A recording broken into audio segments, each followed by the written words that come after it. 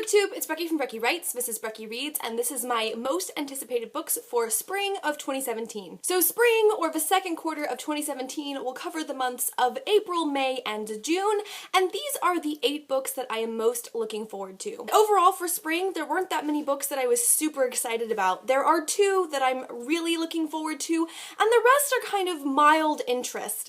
I have to say that spring was more of a miss rather than a hit for me as far as books I was really excited about, but there are some really interesting books that I am planning on picking up at some point, but none that I have on pre-order as of right now. Alright, my first book is my only April release, and that is Spindle Fire by Lexa, Hillyer, and this comes out on April 11th. Spindle Fire is a retelling of Sleeping Beauty that covers both the Snow White and Rose Red fairy tales. I believe it is a duology or the first in an ongoing series, and it is a really lush fantasy. This is a YA retelling, but it also has things like an army of vultures, which sounded really interesting, a lot of use of the fae and magic and gifts that each of the 2 sisters is given, and one of the things that drew me to this retelling over many of the other retellings that are coming out in the next few months is that it seems like at the heart of this story is a conversation about sisters and sibling relationships, and I would be really interested to see how that plays out in the course of a fairy tale retelling. My second most anticipated book of spring is the first of 3 books that are all coming out on the same day in May,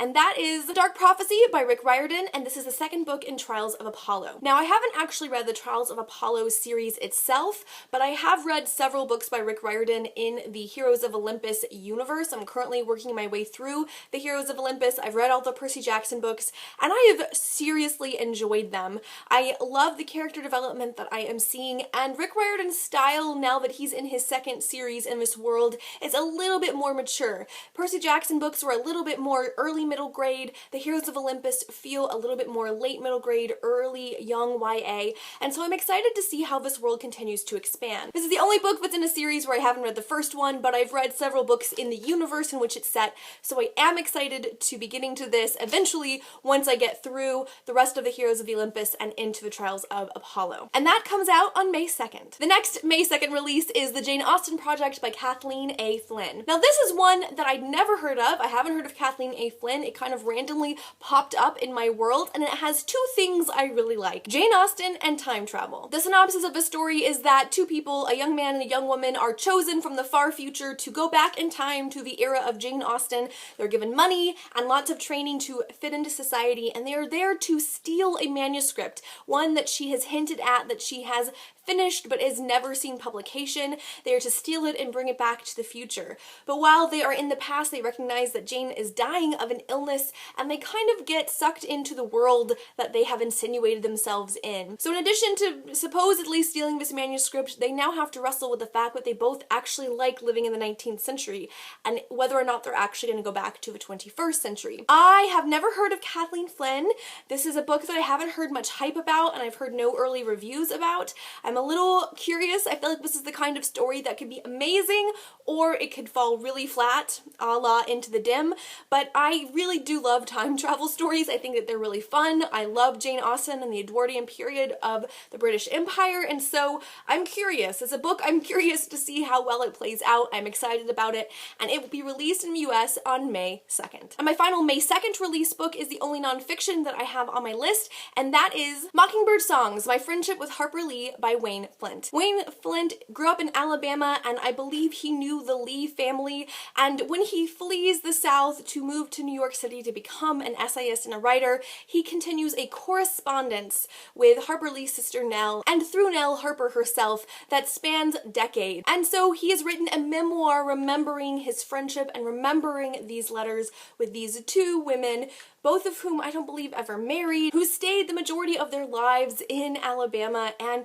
who he had this inside peek into one of the most recognizable and famous authors of the 20th century in the United States. This is a book that I am looking forward to getting as an audiobook. I think it's the kind of memoir I would really enjoy listening to, and I am excited to get an inside glimpse into Harper Lee's life by someone who has known her, especially if there's an epistolary quality to it. I think it would be really interesting to read some of the letters that she wrote and some of the letters that he may have written to them, and you know, what what does a famous writer talk about? I just would love that so very much. All right, moving on to later in May, we have A Flame in the Mist by Renee Ahdieh. This is the beginning of a new series that Renee Ahdieh is writing. This takes place in a world that is either styled after feudal Japan or is feudal Japan, and it follows a young woman named Mariko who is an alchemist and who is quite independent for a young lady, but because she is a daughter and not a son, she is packed off into an arranged marriage that her father orchestrates. But while she's en route to meet her new husband,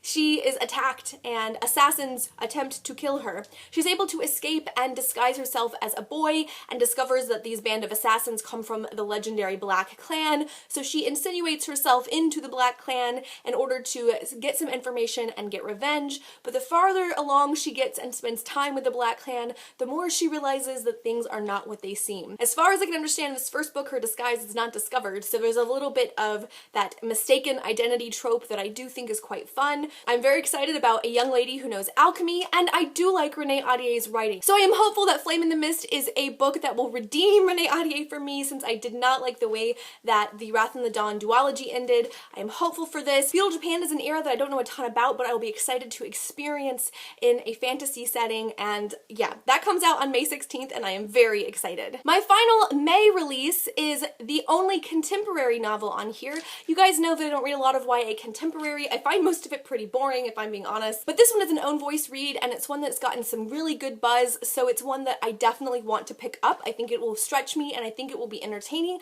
I think I might learn something from it. And that is When Dimple Met Rishi by Sandhya Menon. This is a story of two Indian American teenagers whose families have started a conversation about how they'd like their son and daughter to be arranged into a marriage, but they haven't officially started the movement forward. But one of the children knows that they're going to be in this arranged marriage, the other one doesn't. They happen to meet, and it is their interactions of kind of wanting to date, but having these cultural pieces on top of their very American experience. The children are first-generation American, the parents are Indian immigrants, and that disconnect between parental and familial expectations and their reality living as 21st century Americans. I'm really excited about this. Again, I don't really like contemporaries, but when a contemporary has this own voice quality that really gets me out of my norm and my everyday and allows me to expand my experience, I really enjoy those. So I'm excited to pick that up, and that will be released on May 30th. My seventh read is the one that I'm perhaps most excited about. It's also the second in a duology, and this is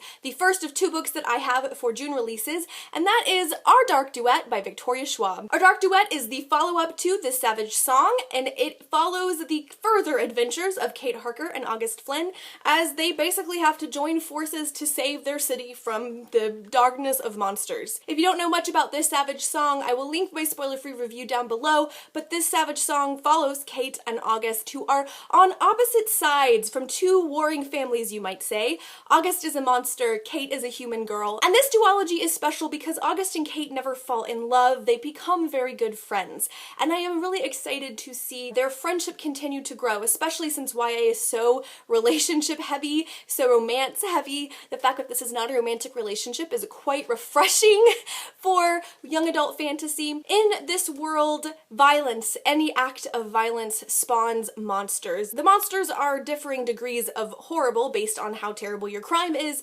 Little monsters are from things like getting in fistfights, but then you have monsters that are created from murder, and then you have monsters that are created from utter and complete devastation, like a school shooting. And so into this crazy world, Kate and August, a girl and a monster, must try to overcome the tide of monsters and the humans that support them if they are ever to create peace for their kind and for their community. I'm really excited to see how Victoria Schwab is going to wrap this up. It's kind of a creepy book, but I think it'll be a good summer read because it will come out right before I start summer vacation. And Our Dark Duet comes out on June 13th. My eighth and final most anticipated read of the spring quarter of 2017 is Monstrous Volume 2 by Marie Lu and Sana Takeda. Monstrous is a beautiful graphic novel, and while I own it, I haven't finished reading it yet, but it is gorgeous, and I am already in love with everything here. I know I'm going to want to continue with this series. I mean, just the artwork is incredible. I will be excited to continue the adventures and to see how everything unfolds. I don't want to give anything away because I think